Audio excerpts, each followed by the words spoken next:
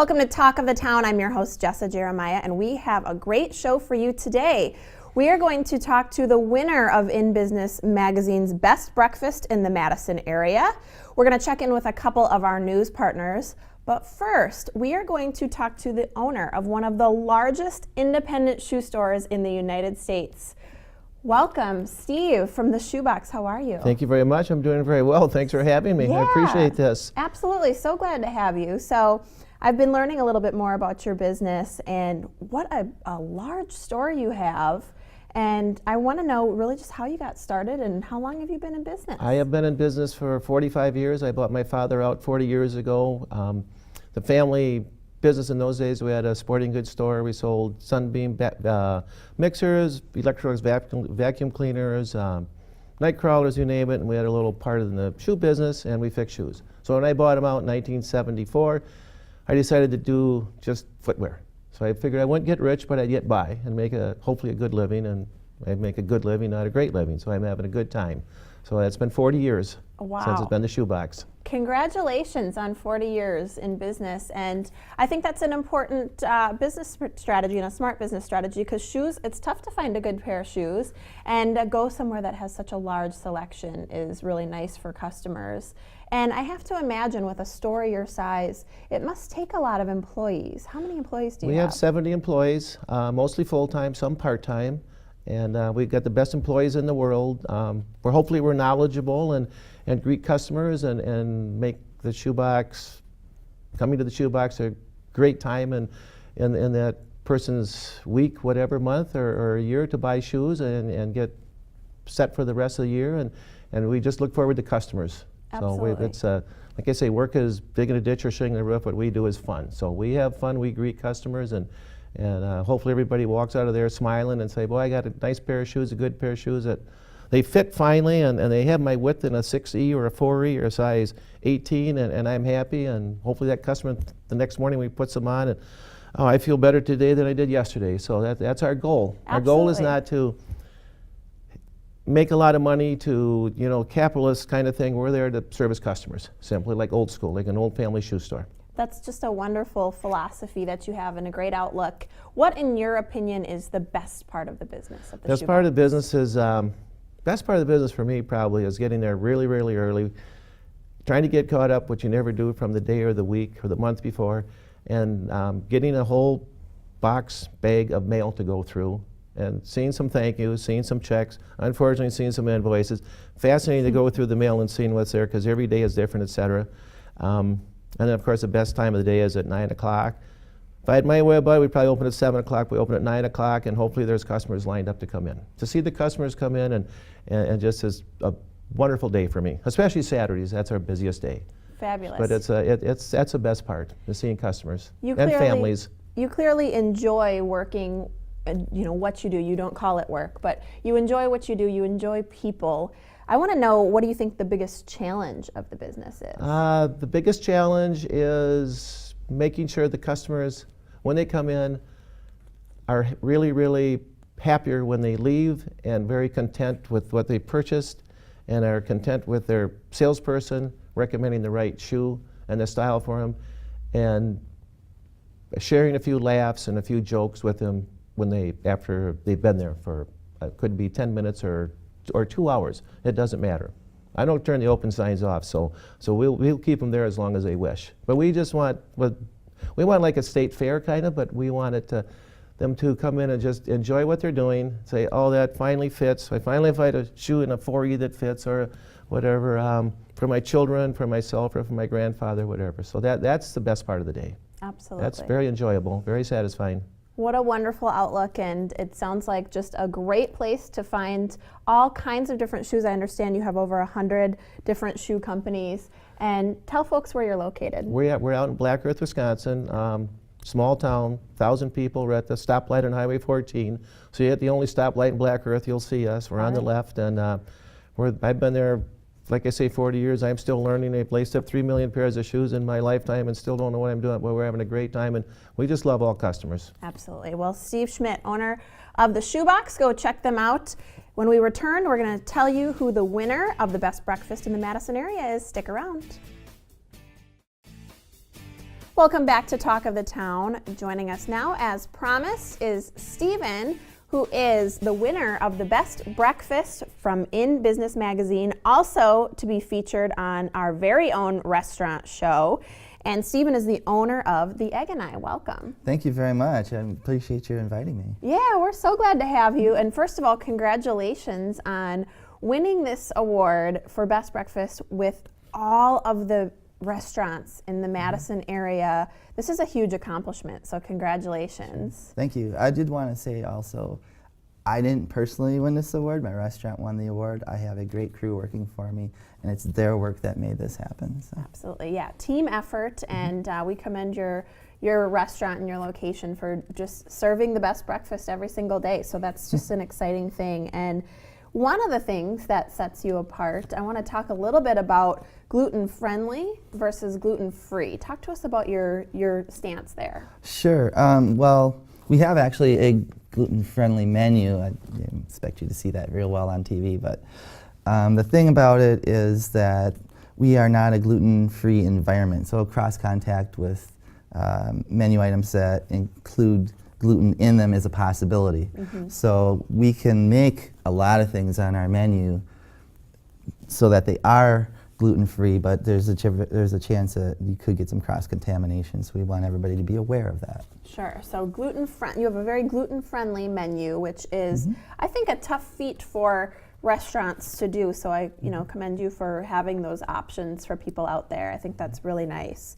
Now, another thing that you do, we got to discuss very briefly on the restaurant show, but I want to get into it a little bit more here, is you have an interactive nutrition calculator that you offer for folks. Explain what this is. Sure. Well, it's online, and you can access it through your computer or through your phone.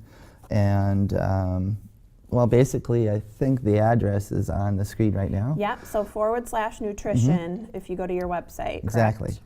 And so the basic instructions would be you select a menu category, you select a menu item, you add or subtract the item options as preferred, so you build your breakfast the way you want to eat it. You click Add Item to the meal. You can add multiple items or remove multiple items at the same time as long as you click that Add part. We are the only restaurant in the daytime cafe restaurant category that has this. Wonderful. So for people looking for healthier options when they go out to eat, it's really nice to have the option to really see what you're eating, what kinds of nutrition information there is in what you're about to order. So that's really a nice tool that you offer for folks. And now, along that same line, let's talk about some smarter choices. Okay, well, that's one of the things that we're featuring right now. It's the new year, people have resolutions and things, so we thought we'll just focus on some smarter choices. And one of the things that I'd like to talk about today is our chicken apple sausage scramble. Ooh. Now this features a chicken apple sausage that is made for us exclusively. It uses fresh chicken, sweet apples, and our own unique blend of spices and herbs. This dish weighs in at less than 300 calories. Really? It has 31 grams of protein. Wow. And has 24% of your vitamin C value that you're supposed to get. That's outstanding, and all good ingredients, all good things. It Very sounds good things. Delicious, and to be healthy too. That's wonderful. And now you've got something coming up, I understand too, that's a little bit different from what you normally carry on your menu. Right. This is a limited time offer, and it's most definitely not part of our Smarter Choices menu. But it's a peaches and cream French toast. Ooh, now this it features our sourdough French toast. And then we sandwich in between layers of a sweetened cream cheese that we make in the restaurant. And we top it off with a peach compote that we make in the restaurant. Oh, that sounds outstanding. It's delectable. Wow. Okay, so some smarter choices and then this amazing feature. And we're almost out of time, but really quick, I want you to tell people about the coffee program. Okay, well, we have, throughout the whole year, we have a rotating special coffee. It's not monthly, it just changes from time to time. Right now we're still working on our winter traditions, which is almost a dessert coffee. It's like chocolatey overtones, a little bit of nutmeg, spice in it. So it's very good. Yeah. So that changes constantly throughout the year so that people have a variety. That's wonderful. So lots of different choices throughout the year. These guys have a Great big location. If you haven't been for lunch or breakfast, outstanding food. Stephen, owner of the Egg and I, thank you so much for joining us. Stick around. We'll be back with our news partner right after the break. Welcome back to Talk of the Town. Joining us now, we're going to check in with our news partner, the Boys and Girls Club. And we've got Ashely Moncrief joining us, who is the club director of the Taft location. Welcome, Ashely. Thank you. Thank you for having me. Glad to have you. So I'm excited to talk a little bit more about the Boys and Girls Club. You guys have such great programs and just really a great service to our community. So much going on. So let's talk a little bit about taking advantage of some of these programs, and when are these available for children? So we're open Monday through Friday. Our after school program runs from 3 to 6 p.m. That's for youth ages 7 to 12. And then we also have an extension for teens. Our teen program runs from 4 until 8:30, and that's also Monday through Friday as well. Wonderful. So you actually go quite a bit into the evening for kids and teens who, are looking for some activities to do. And I want to know a little bit about the different programs. So you've got some different age groups that are available. Yes. In terms of programs. What are the differences if you're in maybe a kids program versus a teen program? So we try to make sure that all of our programs cater to the age group that we're running. What we have at the Boys and Girls Club is a group leader model. So kids are grouped with kids their age, just so they understand the programs. The programs are catered appropriately for the youth. And then also, our teens kind of like to have their own space. They really don't want to hang around the younger kids at that age. So we try to make sure that all of our programs are age appropriate. And so we do that with that group leader model by separating the youth in the appropriate age groups. Right, absolutely. Those teens have their own thing going on. They definitely do. Well, that's great. I love that you really can tailor the different programs to the different age groups so that not only is it, probably good for you at the club there as well, but then the kids and the teens get to really enjoy what they're doing and have something age appropriate. Now, for folks to become a member of the club, talk to me a little bit about cost and benefits associated with being a member. Absolutely. It's really simple. You have to fill out a membership application. That membership is good for the school year, so September until June. There is a fee. It's a $10 fee, which is really nice. Great, yeah. With that, you get to come Monday through Friday. Our kids are provided a hot meal every day, a well-nutritious, well-balanced meal. And then also we provide transportation from 16 Madison schools. Wow. So we actually pick kids up from school, and then at the end of the day, we take kids home as well. That's outstanding. What an affordable way to get some after-school care, activities, to be doing something productive. Yes. I saw on your website that there's some specialty programs that you have. Is there anything that you want to highlight here today? One of the programs that has been really popular within the last year or two is our Panthers track program. Okay. It was actually started by a parent in the community who wanted to get kids involved in something off the street. We try to offer something for kids of all skill levels. So we have kids that are just coming to, kind of get active, hang out with friends. And then we have athletes that are competing on the national level through the sport of track and field. We also try to teach our kids to be good sports and, just to, have confidence in themselves through this program.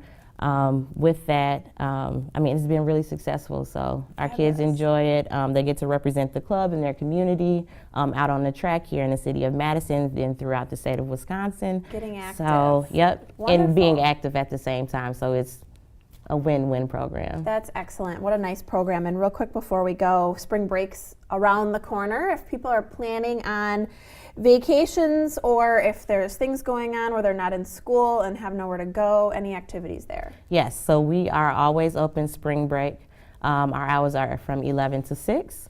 And just with that $10 membership, you're able to come during that time for spring break from 11 to 6 to take advantage of all of our programs. That's just absolutely wonderful.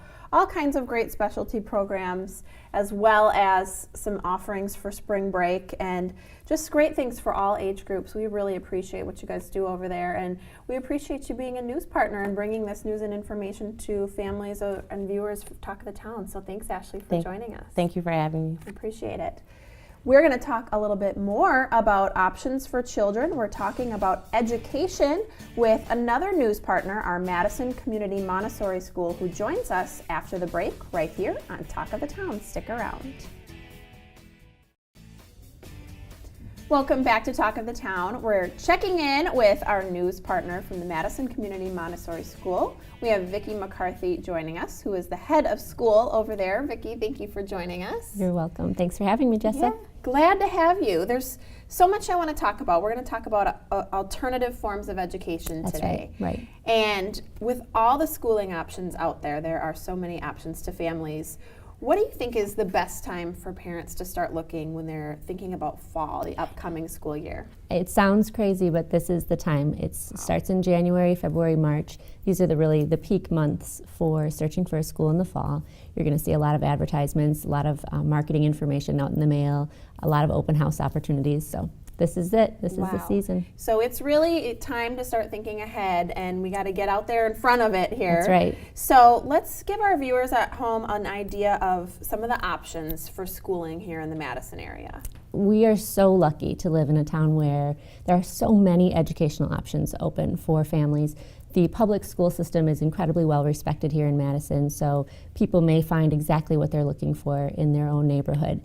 In addition to that, there are a variety of private schools in Madison. There are a variety of parochial schools. There's support for homeschooling, unschooling, and there's online learning available. So you are definitely going to find the right match for your child here in Madison. Absolutely. So there's all kinds of choices, and there's families out there who are searching for an alternative approach to learning, something that's a little bit different than what is offered in maybe a traditional or a conventional model. So talk to us a little bit about some of those options here in the Madison area. Well, of course, there's a Montessori option available in Madison. Madison Community Montessori School is the only Montessori school that goes through 8th grade, so if you're interested in a long-term commitment to Montessori, you'd want to come check out our school. In addition to Montessori, there is a Waldorf school available in Madison. There is a school that focuses on progressive education. There's a school that's a little bit more focused towards college prep, one that's geared towards students that are gifted and talented, one that's geared towards students with special learning differences. So there are really there are schools that match every learning style out there. Absolutely. And very interesting things. You have taught me a lot about Montessori, and I find it nice and unique that you actually go through 8th grade, which is a wonderful option for parents, to your point, who are looking for a longer term commitment to Montessori. Right. For folks who want to learn more about some of these options, what do you suggest? I think that it's really important to research first, because if you're just bringing your child into the educational system, you want to make sure that it's a good match as soon as you can so that you can make that long-term commitment with your child in that same philosophy or that same system. So doing your research, whether you're doing it online, checking the school's websites, going to the library, any way you can do that. Ask your friends and your neighbors and your coworkers where their children go to school, and if they have wonderful and positive experiences to share, then you want to explore whether those could be positive experiences for your child as well. And then you have to take advantage of the open houses. Absolutely. So open house options, what do you think are the advantages there for folks who are able to get to something like that?